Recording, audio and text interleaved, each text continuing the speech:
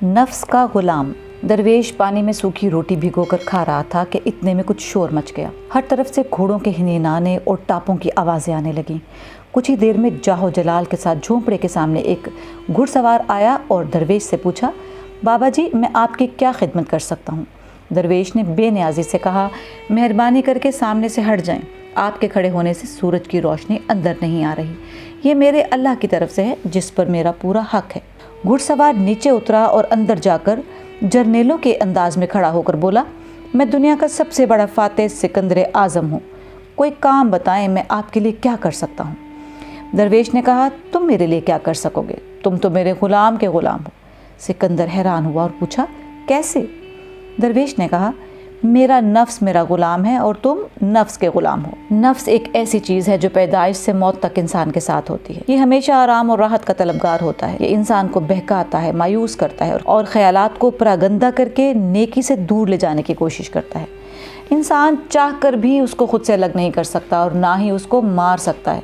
अलबत्ता मुजाहिदे और रियाजत से इस पर काबू पाना मुमकिन है, और जो शख्स भी ईमान की मजबूती के साथ इसको ज़ेर कर लेता है, उसके लिए कुरान पाक में जन्नत की खुशखबरी दी गई है। नफ्स को अपना ग़ुलाम बनाने वाले के लिए दुनियावी लज्जतों और चीज़ों को छोड़ना आसान होता है, जबकि इसके बरक्स जो नफ्स का ग़ुलाम होता है और आर्जी चीज़ों से दिल लगा लेता है, उसके लिए दुनिया से जाना बहुत ही मुश्किल हो जाता है। एक बुज़ुर्ग का कौल है, दुनिया की मिसाल समंदर की सी है और इंसान का दिल कश्ती है। जब तक कश्ती पानी के ऊपर होती है वो सलामत रहती है, लेकिन जैसे ही उसमें पानी आ जाता है तो उसके गर्क़ आबी यकीनी हो जाती है। नफ्स का ग़ुलाम हर चीज़ को पैसों और दुनियावी मुफादात के ज़ाविये से देखता है। उसके यहाँ अखलास, कुर्बानी, नेकी की अहमियत नहीं होती। उसकी सारी ज़िंदगी दौलत दौलत करते गुजर जाती है। यही वजह है कि जब उसकी मौत का वक्त आता है तो वो रोता है कि जो माल और सामान उसने जमा किया था उसको कैसे अपने साथ ले जाए। नफ्स के ग़ुलाम के लिए मौत के वक्त इससे बड़ी तकलीफ़ कोई नहीं कि रूह निकलने के साथ उसको दुनिया छोड़ने की अज़ियत भी सहनी पड़ती है। जब भी इंसान अल्लाह के लिए छोड़ना सीख जाता है तो उसको सुकून मिल जाता है। बेहतरीन किरदार का ताल्लुक़ माल और दौलत के साथ नहीं बल्कि ईमान के साथ है। वगरना यहाँ जो जितना मालदार होता वो उतना बाकिरदार भी होता, मगर ऐसा नहीं है। 1989 में मेरे उस्ताद वासिफ़ अली वासिफ़ रहमतुल्लाह अलैह एक तालीमी इदारा चला रहे थे, जिसमें फ़ीस वगैरह लेने का बाकायदा निज़ाम नहीं था, क्योंकि दरवेश लोग हिसाब किताब नहीं रखते। एक दिन उनके पास इदारे का अकाउंटेंट आया और कहा, सर, बच्चे फ़ीस नहीं दे रहे और मज़ीद ख़र्चने के लिए पैसे बिल्कुल ख़त्म हो गए। उस वक्त वासिफ़ साहब अपनी कैफियत में थे। फरमाया, भाई, तुम समझ रहे हो कि मैं पैसे इकट्ठे कर रहा हूँ? मैं तो अपना जनाजा इकट्ठा कर रहा हूँ। एक दफ़ा मैं घर में रंगो रोगन करवा रहा था। कारीगर ने दीवार पर एक तस्वीर देखी तो मुझसे पूछा, ये तस्वीर किसकी है? मैंने कहा, मेरे उस्ताद वासिफ़ अली वासिफ़ की है। अगरचे मैं इनसे मिला नहीं हूँ, मगर इनकी किताबें पढ़कर उनको अपना उस्ताद मानता हूँ।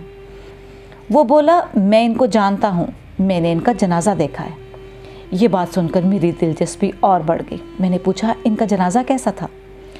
उसने बताया, मैंने इनके जनाजे पर सब लोगों को रोते देखा। मैं समझा कोई 2-4 इनके बेटे होंगे, मगर वहाँ तो सब उनके अपने बच्चे लग रहे थे। एक बात और मैंने देखी कि इनकी कब्र पर कई दिन तक इंसानी कद के बराबर फूल पड़े हुए थे। मोहब्बत से जनाजा इकट्ठा करना ही असल कमाल है, और दरवेश इंसान हमेशा इसी फ़िक्र में रहता है। उसकी नज़र आक़िबत और अंजाम पर होती है। वो दुनियावी फ़वाइद और नुकसानात से बेपरवाह होता है। वो मौत से पहले ही मखलूक को बेतहाशा फ़वाइद दे जाता है। वासिफ़ साहब फरमाते हैं, जो दिए मरने के बाद जलाते हो अपनी ज़िंदगी में जलाओ। और स्टीफन आर कोई भी कहता है, तसव्वुर करो तुम्हारा जनाजा पड़ा है और लोग तुम्हारी मैयत के गिर्द जमा हैं। उस वक्त तुम जो चाहते हो कि लोग तुम्हारे बारे में किन ख्यालात का इजहार करें, वो आदत अभी से अपनाना शुरू कर दो। 9/11 के वाक़े में जहाज़ जब बिल्डिंग से टकराया, एक ज़ोरदार धमाका हुआ और बिल्डिंग के ऊपर वाला सिरा लहराने लगा तो ग्राउंड फ्लोर में मौजूद लोग भी दीवारों के साथ पटकने लगे। टावर ज़मीन में दबने लगा और तब अंदर फंसे लोगों को यकीन हो गया कि अब बचने की कोई सूरत नहीं। उन्होंने मोबाइल निकाले और अपने दोस्तों, अजीज़ और ख़ानदान वालों को फ़ोन करने लगे। वो फ़ोन रिकॉर्ड हुए आज भी 9/11 म्यूज़ियम में मौजूद हैं। उन फ़ोन कॉल्स पर हर शख्स दूसरे से कह रहा था, मुझे माफ़ करना, मैं अच्छा बाप साबित नहीं हुआ। मुझे माफ़ करना, मैं अच्छा शौहर नहीं था। मुझे माफ़ करना, मैं अच्छा बेटा साबित नहीं हुआ। इनमें से किसी एक ने भी ये नहीं कहा कि अगर बैंक बैलेंस में थोड़े से पैसे मज़ीद होते तो कितना अच्छा होता। انسان جب مرنے لگتا ہے تو وہ چیزیں نہیں گنتا بلکہ اس کو پچھتاوے یاد آتے ہیں۔ وہ سوچتا ہے کاش میں اپنے ساتھ کے لوگوں کو راضی کر لیتا۔ یہ بات یاد رکھیں کہ راضی رکھنے کے لیے راضی رہنا بڑا ضروری ہے۔ جو انسان گلے شکوے کرتا ہے وہ کبھی راضی نہیں رہ سکتا اور نہ ہی اس سے اللہ راضی ہوتا ہے۔ جیسا کہ واصف صاحب فرماتے ہیں، جتنا تم اللہ پر راضی ہو اتنا اللہ تم پر راضی ہے۔ رب کی نعمتوں پر راضی رہنے کی نشانی یہ ہے کہ انسان اللہ کی نعمتوں کو دوسروں میں بانٹتا ہے۔ اسی لیے حدیث شریف میں فرمایا گیا ہے کہ تم میں سے بہترین وہ ہے جو لوگوں کو نفع دیتا ہے، جو دوسروں کو آسانیاں دیتا ہے، جس کی زندگی سے کسی کو فائدہ پہنچ رہا ہے، جس کے ہونے سے کسی کا دیا جل رہا ہے۔ اس کا مخلوق سے رویہ دراصل خالق کے ساتھ بہترین تعلق کی بنیاد ہے۔ انسان کا روحانی تعلق جتنا عمودی یعنی اونچا ہوتا ہے اتنا ہی افقی یعنی متوازی بھی ہونا ضروری ہے۔ اگر عمودی یعنی اللہ کے ساتھ تعلق تو بلند ہے مگر افقی یعنی زمین والوں کے ساتھ تعلق گہرا نہیں ہے تو پھر اس خدمت خلق کا کوئی فائدہ نہیں۔ خالق اور مخلوق والی دونوں لائنز کو برابر رکھنا بہت ضروری ہے۔ جس انسان کی یہ دونوں لائنز ایک جیسی نہیں تو اس کا مطلب ہے کہ وہ نفس کا غلام ہے، وہ خود پرست ہے، وہ صرف اپنے لیے جیتا ہے اور وہ معاشرے، انسان اور اجتماعیت کو نہیں دیکھتا۔ اس کی زندگی اس کی ذات سے شروع ہوتی ہے اور اسی کی ذات پر ختم ہوتی ہے۔ ایسے میں اس کی بزرگی اور پارسائی کا بھی کوئی فائدہ نہیں کیونکہ وہ روحانیت کو بھی نفس کے مطابق چلا رہا ہے۔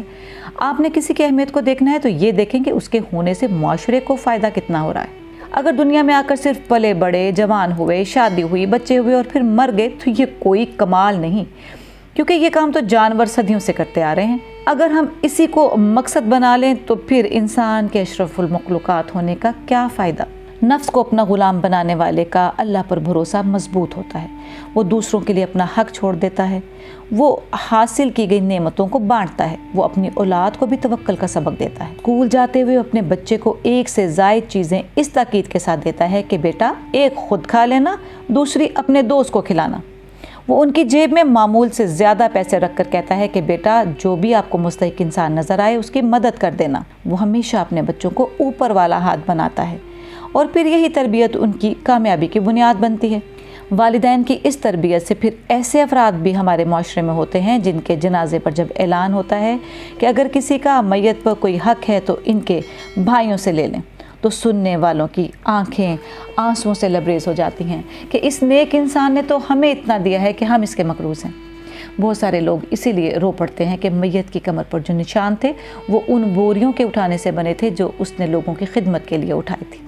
نفس کو غلام بنانے والے کو اطمینان کا تحفہ ملتا ہے، وہ اپنی ہر حیثیت کو قبول کر کے قناعت اختیار کر لیتا ہے، وہ اپنے حالات اور زندگی کی اونچ نیچ کو قبول کر لیتا ہے، وہ دیگر لوگوں کی طرح زمانے کو برا بھلا نہیں کہتا۔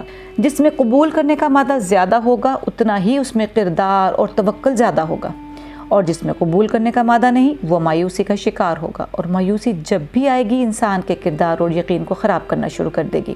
Retired chief justice Lahore high court جناب انوار الحق بتا رہے تھے کہ اس معاشرے میں سکسیشن سرٹیفکیٹ بنانا بھی انتہائی مشکل ہے۔ یہ وہ سرٹیفکیٹ ہوتا ہے جب کوئی انسان مر جاتا ہے اور اس کے بینک اکاؤنٹ میں پیسے ہوں تو اس کے لواحقین اس سرٹیفکیٹ کے بغیر یہ رقم نہیں نکال سکتے۔ جسٹس صاحب بتا رہے تھے کہ جب بھی اس کیس کے لیے اخبار میں اشتہار دیا جاتا ہے تو 100 میں سے 100% لوگ جھوٹا دعویٰ کر دیتے ہیں، یعنی اس معاشرے میں بیوہ کو اس کا جائز حق بھی نہیں دیا جاتا، حالانکہ فوت شدہ شخص اور جس نے ان کے اوپر دعویٰ کیا ہوتا ہے ان کا آپس میں کوئی تعلق ہی نہیں ہوتا۔ آزادی کے وقت کئی سارے لوگ ایسے تھے جنہوں نے یہاں آ کر غیر متعلقہ زمینیں اپنے نام کروا لی تھیں، پھر دنیا نے دیکھا کہ ذلت اور مفلسی ان کا مقدر بنی۔